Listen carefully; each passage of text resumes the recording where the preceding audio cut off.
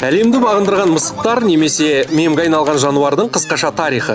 10 мың жылдан астам уақыт бұрын, алдымен Таяу Шығыста, кейін әлемнің басқа аймақтарында адамдар егіншілікпен айналыса бастады. Жиналған бидай мен арпаны сақтау үшін қоймалар қажет болды. Алайда, қоймаларда көз ашып жұмғанша тышқандар мен егеуқұйрықтар қаптап бастайды. Олардың ізіне түскен жабайы мысықтар да қоймадан бір-ақ шығады. Таяу Шығыстағы басты егіншілер мысықлықтар. Ең бірінші болып өркениет құрған мысықтарға ерекше құрмет көрсеткен екен. Олардың махаббат пен қуаныш құдайы Бастет мысық басты әйел кейпінде бейнеленген. Бастеттің құрметіне ежелгі Бубастис қаласында жыл сайын фестиваль өткізіліп отырған. Ал бұл жануар өлгенде адамдар оны мумияға айналдырып, бүкіл отбасы болып қайғырып, қасын қырып тастайтын болған.